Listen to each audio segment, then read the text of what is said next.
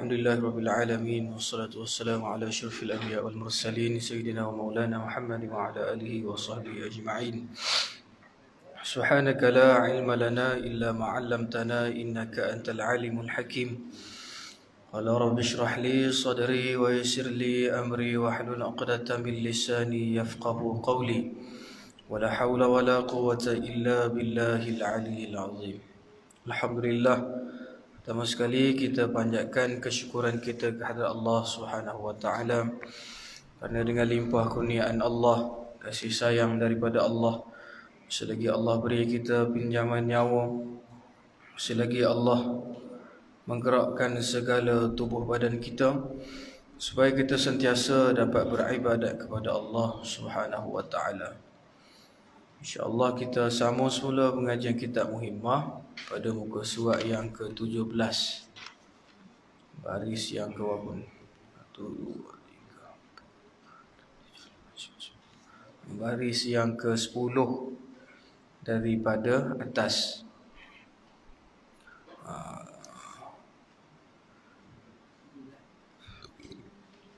Qala musannif rahimahullahu ta'ala wa nafa'ana wa ulumihi fid darain amin ya rabbal alamin. Kata pengarang rahimahullahu ta'ala, maka sayugianya, maka sesungguhnya jangan sekali-kali menolongi akan ahlinya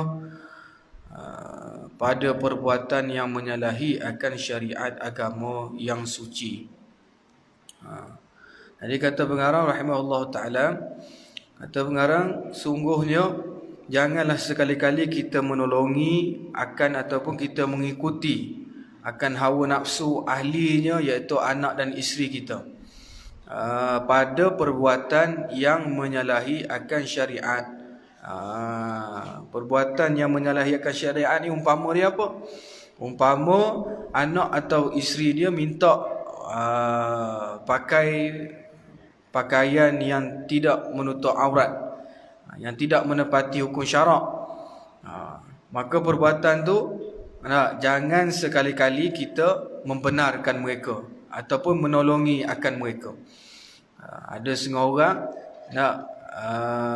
dia menggalakkan atau ada kala ni pula bangga pula dengan ahlinya yang tidak menutup aurat. Umpama anak dia, anak perempuan dia jadi orang yang berenang tu, terkejung daripada atas. Tu pakaian menjolok mata ataupun pakaian yang ketat yang tidak menepati hukum syarak. Maka jangan sekali-kali kita menolongi mereka ataupun kita ni membenarkan mereka melakukan perbuatan tersebut. Tu dah kira menyalahi hukum syarak dah tu. Pakaian yang menjolok mata. Kadang ada setengah orang dia bangga pula. Anak aku masuk final dah, terjun daripada atas tu. Dia banggalah anak dia masuk final. Pakaian ketat dilihat oleh orang bukan mahram. Dia bangga pula dengan perbuatan dia tu. Esok dengan mumu sekali terjunlah neraka. Siapa dia sendiri membenarkan ataupun menggalakkan, bangga pula dengan kesalahan yang dilakukan. Tapi Nabi kata dah, salah satu tanda hampir berlakunya kiamat apabila manusia tu bermegah-megah dengan kemaksiatan yang mereka lakukan. Orang ni tak segan dah. Orang ni tak segan dah. Kalau pakai tudung molek-molek tu nampak pelik. Yang pakai tudung elok-elok, comel elok, ikut syariat, orang kata pelik, tak panah kamu tengah hari buta pakai gini, dengan tudung labuhnya, dengan purdahnya, dengan stokingnya, dengan handsok tak sarung tangannya, mu tak berasa panah ke? Tu pandangan orang sekarang. Manakala kalau tak pakai tudung tu bagi kita macam benda tu biasa. Terutama ni di KL Lumpur lagi dahsyat. Kalau pakai pakaian yang menutup ikut syariat ni, orang tengok pelik. Nak jeling, orang tengok pelik pakai gini. Tapi kalau tak tutup aurat tu bagi mereka benda biasa. Ni lagi penat. Dah terbalik dah ni. Orang yang pakai menutup aurat, pakai kemah elok, dia pandang benda yang pelik, manakala yang tidak menepati hukum syarak nak dipandang biasa. Dah terbalik dah. Itu tanda-tanda hampir berlaku kiamat tu. Dan salah satu tanda hampir berlaku kiamat bila manusia tu bermegah-megah dengan kemaksiatan yang mereka lakukan. Seperti firman Allah Ta'ala, wa ta'awanu 'alal birri wat taqwa wa la ta'awanu 'alal ismi wal 'udwan. Artinya firman Allah, dan bertolong-tolong oleh kamu atas berbuat kebajikan dan atas takut akan Allah Ta'ala, dan jangan kamu bertolong-tolong atas berbuat dosa dan berseteru ataupun bersama dengan mereka yang melakukan dosa. Tu Allah bagi tahu. Dalam surah dalam surah Al-Maidah. Surah Al-Maidah ayat yang kedua, baris yang akhir sekali Allah sebut, wa ta'awanu 'alal birri wat taqwa wa la ta'awanu 'alal ismi wal 'udwan wattaqullah innallaha syadidul iqab. Allah kata dalam Quran, jangan tolong menolong. Ini bukan daripada ahli sahaja, apa benda sahaja sekalipun. Ni menjadi satu dalil pula pada kita bahawasanya kalau seseorang tu dia bekerja, ini dah jadi isu lama dah sebenarnya hal ni. Apa dia? Dia bekerja di 7E, di 7-Eleven umpamanya, yang mana ada arak, ada jual arak. Maka datanglah orang kafir untuk beli arak. Maka dia tu yang tolong tag, tolong cashier apa semua tu, maka semua ni dikira tolong menolong. Mempermudahkan urusan dia walaupun orang tu orang kafir dalam minum arak. Itu sebab ulama berpendapat maka hukumnya tak haram sekalipun dia kerja. Sama juga macam driver lori. Dia driver lori tak apa dah, comel dah tu, tapi bawa arak. Maka perbuatannya tu adalah haram juga di sisi Islam. Dia kerja Ustaz, nak buat macam mana? Tak kerja pun tak boleh. Kalau kata boleh gitu, berapa ramai orang boleh jadi pelacur. Dan nak buat mana Ustaz? Kerja ni yang mampu saya buat. Jadi ni sebagai dalil pada kita bahawasanya jangan tolong menolong dalam melakukan kemaksiatan kepada Allah Subhanahu wa taala. Wa ta'awanu 'alal birri wat taqwa, artinya bertolong-tolong oleh kamu atas berbuat kebajikan. Buat benda baik. Tak cukup kenderaan nak pergi hantar bantuan pada orang susah. Oh tak apa saya ada kenderaan boleh bawa. Dan bertakwa kepada Allah. Dan jangan kamu bertolong-tolong atas berbuat dosa dan berseteru. Jangan ada di antara kita ni tolong menolong dalam melakukan maksiat kepada Allah. Tolonglah kita kawan, tolonglah.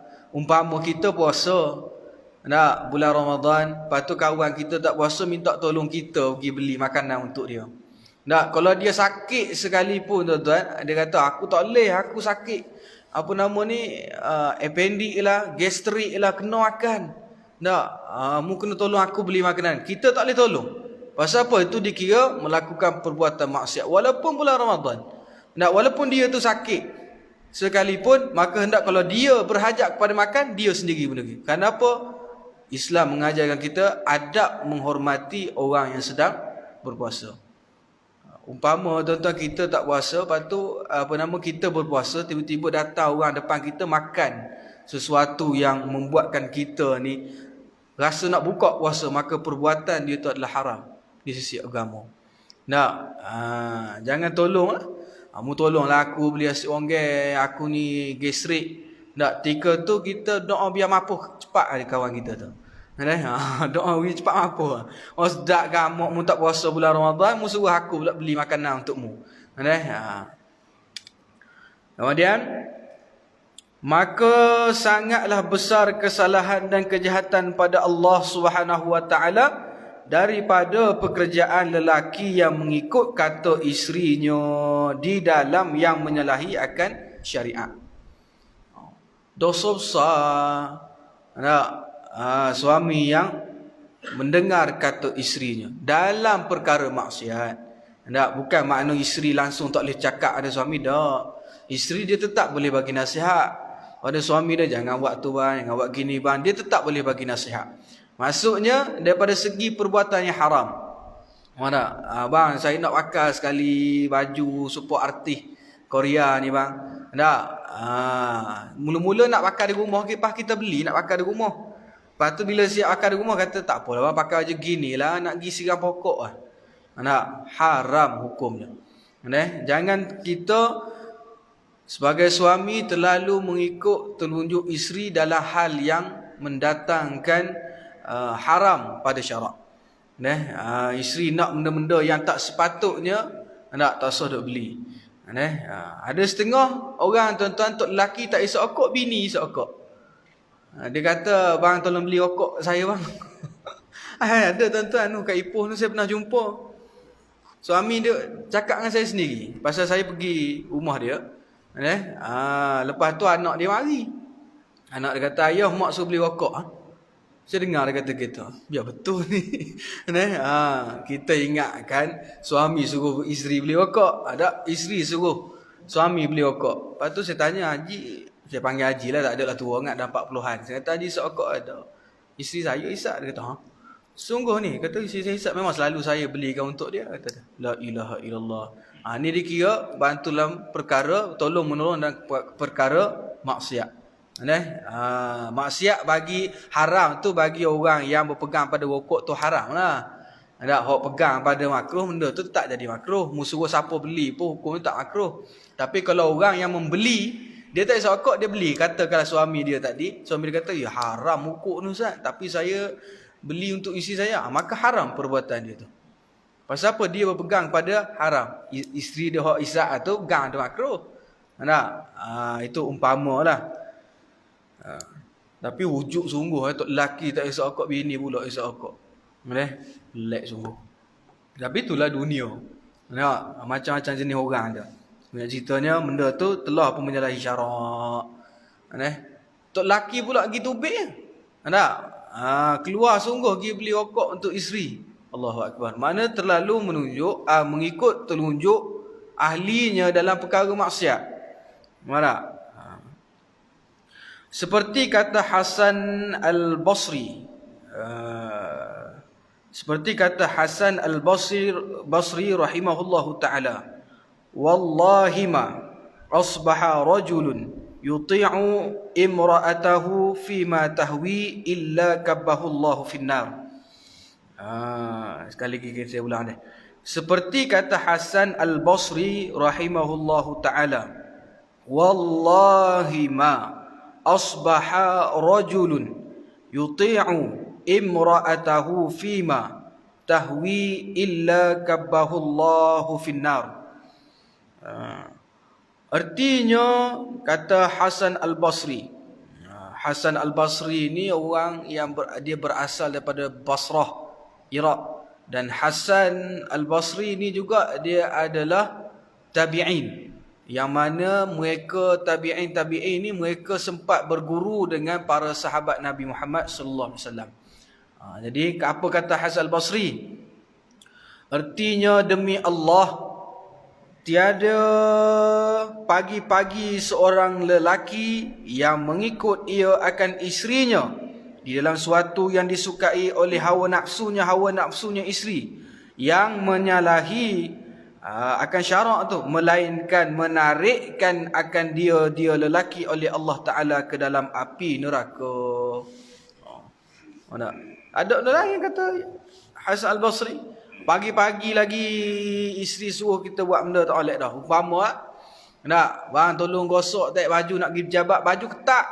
Suami tolong gosok, tolong buat untuk isteri. Maka berpagi-pagi lagi dah Allah nak tarik suami ni biar masuk dalam api neraka Allah. Tak usah bakar ketak. Ni fashion Ustaz. Ni yang punca jadi macam orang kafir. Pasal dia ikut fashion sangat. Dah kita orang Islam, kita ada peraturan kita. Maka ikut cara kita. Ikut cara Islam. Pasal apa? Cara Islam tu comel dah. Cara Islam tu sempurna molek dah. Tapi kita lah nak ikut sangat cara orang kafir. Sama macam buat rambut tak? Dia ukur rambut dia gunting rambut dia tu. Tak? Bagi nampak macam tu orang kafir. Dia seluk tepi ni, dia panggil qazak. Qazak ni dia mempunyai dua pandangan para ulama. Satu yang mengatakan kalau dia qazak tu, mana dia nipihkan sebahagian daripada rambut dia dan meninggalkan sebahagian yang lain, maka hukumnya adalah haram pada syarak. Dan ada setengah lagi yang berpendapat mengatakan makruh sahaja. Namun kalau dia melakukan gunting rambut tu yang nipis sini, lepas tu dia tinggal lagi dengan niat dia nak mengikut cara orang kafir, maka tergolong dia dengan kafir. Pasal apa? Nabi beritahu, man tasyabaha biqaumin fahuwa minhum. Orang siapa yang mengikut suatu kaum kafir, fahuwa minhum, maka dia akan tergolong dengan kaum tersebut. Esok kat pada masyarakat, esok dia bangkit dengan orang kafir. Nampak tak? Tiba-tiba kat ada masyarakat, pasal apa Ahok sebelah aku ni? Mana pergi Tuan Haji tu, mana pergi Tuan Haji ni? Tak ada lah pasal masa mu hidup mu nak ikut kafir sangat. Dari masa hidup nak ikut kafir kan? Esok kat akhirat bangun dengan pokok kafir. Sebab tu jangan terlalu mengikut cara kehidupan orang kafir. Ni budak ni tuan-tuan, dia bukan sekadar qazak je, dia nipis sini. Ni dia buat lain pula. 3 lain. Satu sini, kemah dia buat lain. Budak ni. Banyak saya tengok tuan-tuan. Baru tak masuk tingkatan 1 lagi. Baru darjah baru. Buat dah lain sini. Salah satu budak pondok nak masuk pondok saya gitu. Masa mak ayah mari, Ustaz, saya nak masuk anak saya. Tika aku tengok budak, Allah 3 lain sini. 3 lain. 3 lain nak masuk pondok. Saya kata, sudah. Saya kata tak apalah. Nak masuk tak? Tanya budak tu, sungguh nak masuk? Nak, Ustaz. Tak, saya nak duduk sini. Okey, tak apa. Mak dan elok mak dia balik, saya ambil mesin tu, saya botok terus. Hilang terus 3 lain. Perbuatan adalah perbuatan yang haram. Tu jelas dah haram. Pasal apa? Dia kalau buat qazak ni tadi tuan-tuan, dia yang kita faham dia ialah menipiskan bahagian tepi rambut. Dia menipiskan. Itu 2 pandangan. Kalau pandangan yang pertama mengatakan haram, jelas haram. Yang kedua mengatakan makruh. Yang mana yang makruh juga berpendapat sekiranya kalau dia dia buat rambut dia nipis gitu kerana nak ikut cara orang kafir, maka tergolong dia dengan orang kafir. Haram perbuatan dia tu. Yang ini 3 lain terus. Memang jelas-jelas ikut orang kafir. Tengok pemain bola. Pemain bola bagi demo tu nampak macam kemah tu, buat 3 lain sini, sampai ke belakang, sampai ke atas. Pelik-pelik.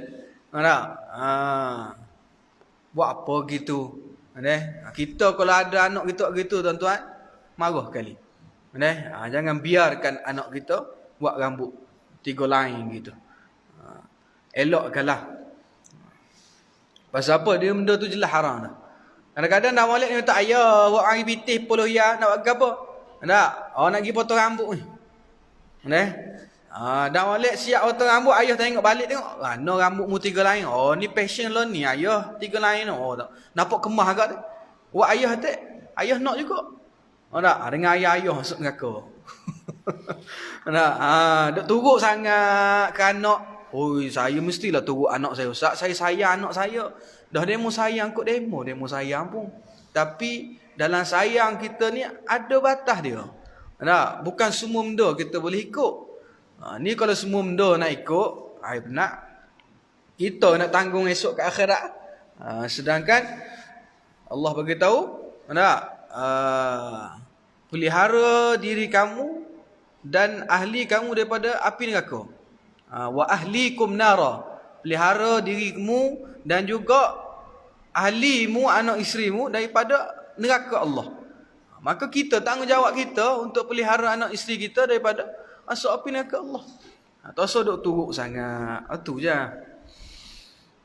Kemudian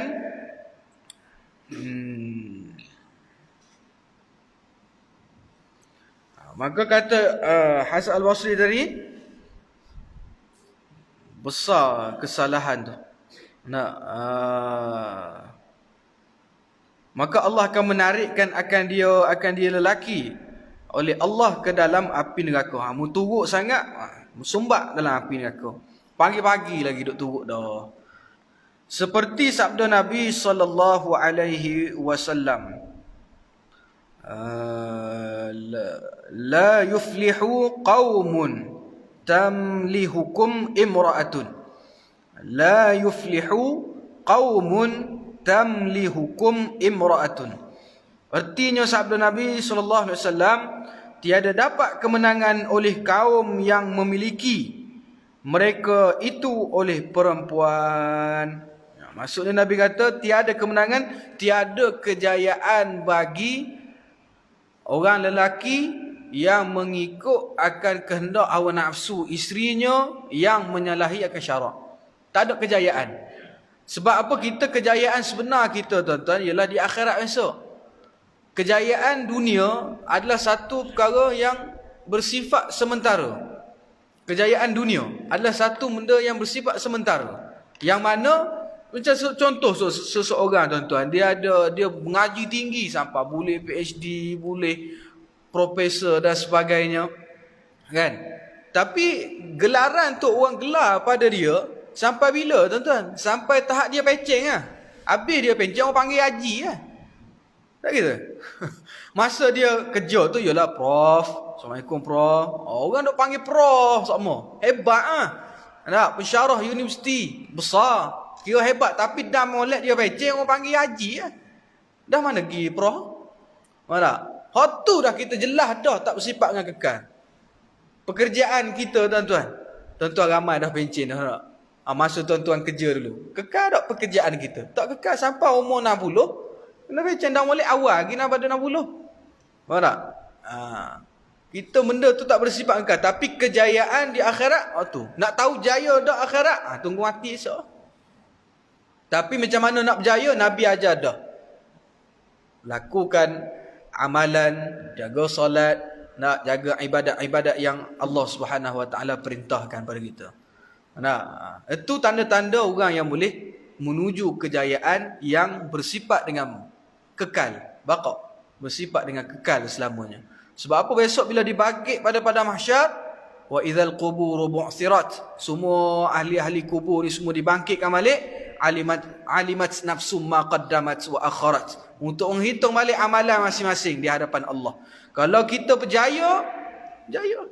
Tapi ulama kata tuan-tuan, salah satu tanda seseorang tu dia boleh berjaya atau tidak di pada mahsyar kelak apabila dia berjaya melepasi soalan di dalam kubur. Kalau dia lepas soalan dalam kubur ni, maka lepas dia kat sana. Sebab apa? Bila roh seorang tu diangkat ketika dia mati, bila dah dikebumikan dia dan orang yang terakhir meninggalkan dia, ketika tu datanglah malaikat meniupkan balik roh ke dalam tubuh jasad dia balik. Pada jasad dia tiupkan roh. Ketika itulah malaikat akan tanyakan soalan pada dia. Kalau dia lepas soalan tu, maka roh dia akan naik ke langit balik. Roh dia akan naik. Tapi kalau dia lepas soalan tu sekalipun, kalau dia mempunyai hutang kepada orang, roh tak naik. Tak naik roh. Pasal ni hak Nabi sebut dah. Roh, nak jenazah seseorang tu tidak akan diangkat oleh Allah selagi mana dia tidak menyelesaikan hutang piutang dia. Roh tak naik. Walaupun mu lepas soalan, merak, roh tak akan naik. Duk dia dalam kubur tu. Tapi ulama kata dah, kalau kita lepas jawab soalan dalam kubur, maka lepaslah kita seterusnya kita akan lepas. Berjaya soalan kubur. Jaya soalan kubur ni bukan syarat kita apa nama ni, hafal soalan dan jawapan dia. Soalan dan jawapan dia bukan tu yang kita kita nak hafal. Dia bukan kira hafal tuan-tuan. Kalau tuan-tuan tak hafal pun tak apa, tapi kalau cukup amalan kita apa semua, esok kita mati automatik kita dah jawab. Alright. Umpama ginilah kita nak masuk periksa, kita baca siap dah buku ni. Baca siap buku. Nak? Bila betul-betul kita hafal apa yang alam buku tu, bila kita time masa kita nak masuk periksa, kita boleh jawab. dengan tenang. Pasal apa? Kita tahu dah. Orang kita baca dah buku tu. Tapi kalau orang yang dia tidak baca buku, dia sekadar tahu soalan. Aku tahu dah soalan ni akan keluar. Aku tahu. Tapi kalau dia tak tahu, orang macam mana cara nak menjawabnya, isi dia tu, maka dia tak boleh jawab. Walaupun dia tahu soalan tu. Gitu umpama orang yang masuk dalam kubur. Dia tahulah 7 soalan tu lagu mana pun. Tak? Maka kalau dia tak ada amal, tak ada iman yang dia bawa mati, maka dia tak boleh jawab. Tak boleh jawab. Okey. Seterusnya, dan lagi sabda Nabi sallallahu alaihi wasallam, kata Imam Al-Ghazali rahimahullahu taala, hanya sungguhnya ta'isun abdul lizaujatin. Ta'isun abdul lizaujatin. Artinya binasa dan jahat lelaki yang jadi hamba bagi isterinya. Binasa. Jadi hamba pada isteri. Marak? Pas isteri suruh buat tu, isteri suruh buat ni. Ada setengah orang perempuan tu bila dia minta izin dengan suami untuk bekerja. Bila suami bagi izin pada dia untuk bekerja, gaji dia tinggi sikit pada suami. Asal suami SPM, isteri tadi dia ada diploma, maka gaji dia tinggi sikit daripada suami dia. Maka dia dah mula nak mengarah suami dia. Abang pergi ambil anak. Abang masuk atas, saya balik lambat sikit malam ni. Abang, kita belakang kena.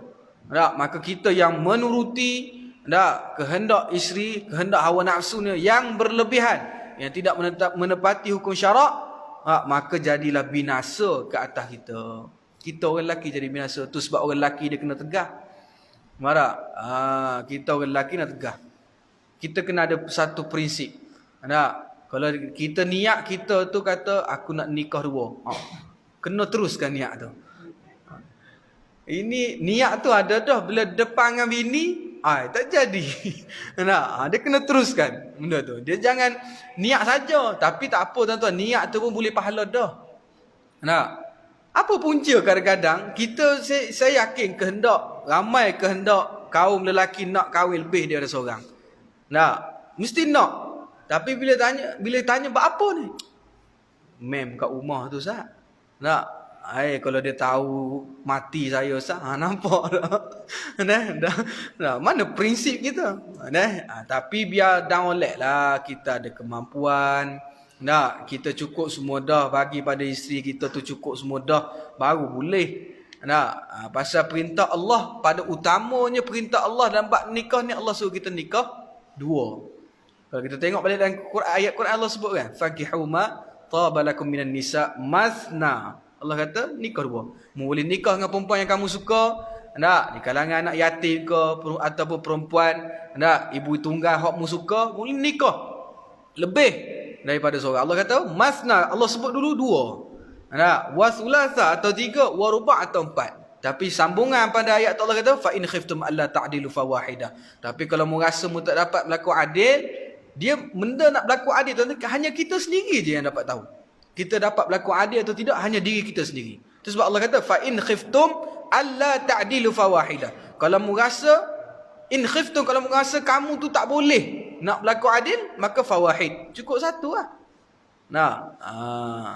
Tapi saya yakin kita semua mampu. Insya-Allah. Cukup rezeki apa semua, insya-Allah mampu. Mesti kena ada apa? Prinsip. Semangat dengar sini, balik tengok muka bini, down balik. Termasuklah saya sekali pun. Sedengar tu kamu, bini 2, kita nikah 2. Allah suruh kita nikah 2. Sedengar sini semangat. Aku nikah 2 dah aku. Dah balik. Balik lambat sikit bini belebel lalu. Sama lagi. Bersabda Nabi sallallahu alaihi wasallam akan yang demikian itu kerana apa? Kerana bahawa sungguhnya apabila mengikut oleh seorang laki-laki akan isterinya di dalam suatu yang disukai oleh hawa nafsunya isteri, maka iaitu jadi hamba bagi isterinya. Ikut kehendak hawa nafsu isteri, maka jadilah suami itu hamba pada isteri. Jadi hamba. Kalau tak salah pada syarat tak ada salah. Bang, saya nak gelang hok besar sikit. Hok 3 kilo. Nak tok tangan belah kiri. Agak beli. Kita mampu tak kita beli. Tidak salah pada syarak. Pasal apa? Kita ada kemampuan. Lepas tu isteri kita pula tidak minta benda yang tidak menepati hukum syarak. Nah, pasal apa? Kejadian Allah cipta orang perempuan memang suka pada mah dah. Suka pada perhiasan dah. Pasal tu ciptaan Allah kepada orang perempuan. Kita orang lelaki tak kisah. Pergi Tesco pakai plekat. Tak gitu tuan-tuan. Bini kita boleh pakai biasa. Boleh. Oh, kain rupa. Nak. Kena pakai kemah-kemah. Semua minyak wangi lagi. Kena gosok baju. Kita masuk Tesco tuan-tuan. Pakai kain plekat. Kan kain plekat pakai baju putih. Nak. Baju t-shirt putih. Itu je. Nak. Piah sengit sikit. Nak. Pakai piah tapi sengit lah sikit. Tak boleh je masuk Tesco. Saya cakap ni atas dasar diri saya sendirilah. Pasal saya masuk Tesco memang gitu. Nak, saya masuk Tesco. Kau pasal Tesco dekat dengan rumah. Nak pergi Tesco pun bukan beli apa. Nak setakat nak beli ayam. Nak beli benda-benda. Barang dapur. Takkan nak pakai kemah-kemah. Nak pakai jaket. Nak pakai tie pakai. Nak, pakai kain sudah. Kadang isteri saya kata, oh lah awak nak pergi Tesco kat pakar lah. Kemah pakai seluar lah. Dah, tak keluar tak lagi Tesco. Nak, kok dah kita lah, pakai apa jangan tak pakai apa je kita suka. Okey. Maka sungguhnya binasalah bagi orang lelaki tu, binasa bagi dia. Kerana apa? Kerana bahawa sungguhnya hanya menjadikan isteri itu seperti miliknya di dalam perintahnya. Allah cipta seorang isteri, Allah cipta orang perempuan tu bila dah berkahwin, maka dia adalah milik suami dan juga apa dia? Di bawah perintah suami. Dia bukan isteri perintah suami. Suami perintah pada isteri. Pasal apa Allah cipta orang perempuan bila dah berkahwin, maka dia ni diperintahkan. Bukan dia yang memerintah kita. Marah. Tu sebab Allah sebut ar-rijal. Allah kata ar-rijal. Rijal ialah kaum lelaki. Ar-rijalu qawwamu 'alan nisa. Ada orang lelaki tu adalah pemimpin bagi orang perempuan. Ni dalil Allah bagi tahu. Allah tak sebut an-nisa, Allah sebut ar-rijal. Orang lelaki. Tapi lah ni berubah. An-nisa qawwamu 'alan rijal.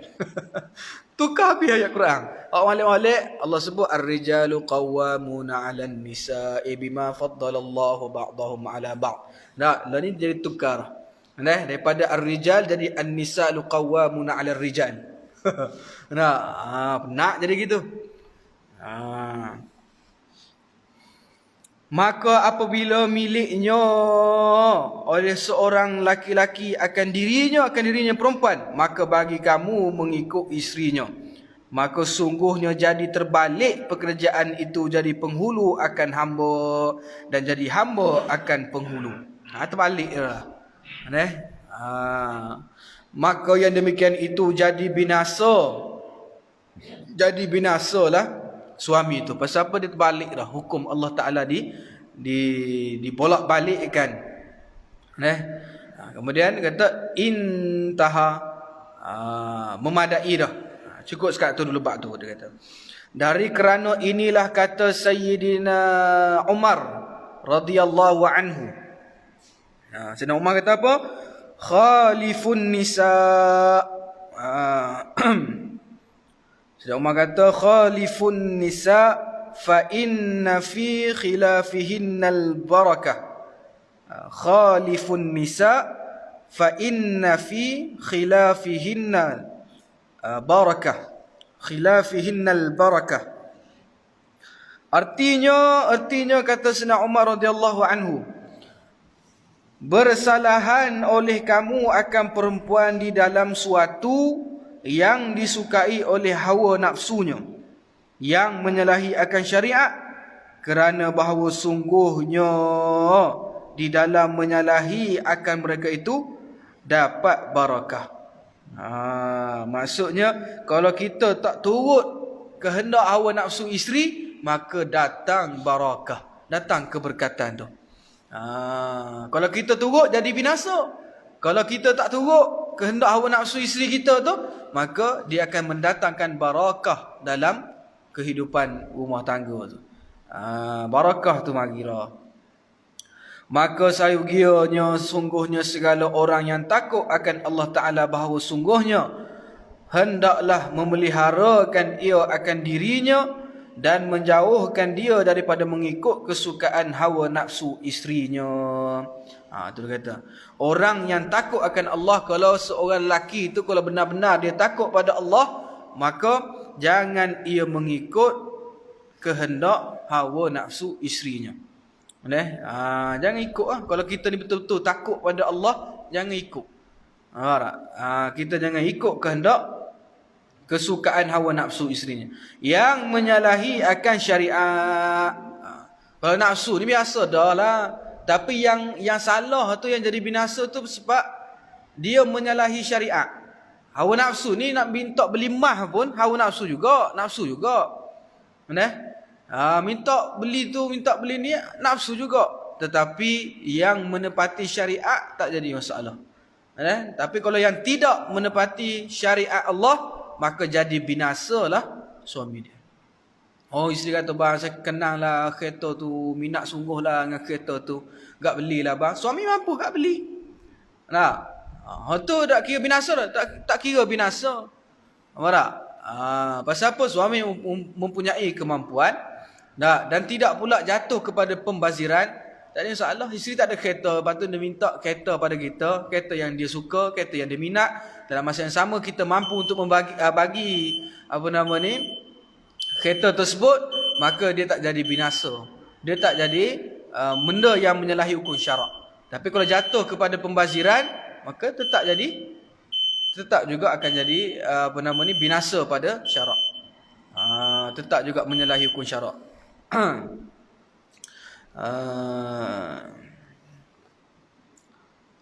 Kerana tiada seorang yang mengikut seperti yang tersebut itu, melainkan diturunkan Allah Subhanahu wa taala bala atasnya seperti yang tersebut dalam hadis Nabi sallallahu alaihi wasallam. Wallahu a'lam. Kita berhenti kat situ. Dekat kerana tiada seorang yang mengikut seperti yang tersebut itu, melainkan diturunkan Allah taala akan bala. Di situ. Ini apa bulan? 8, 10.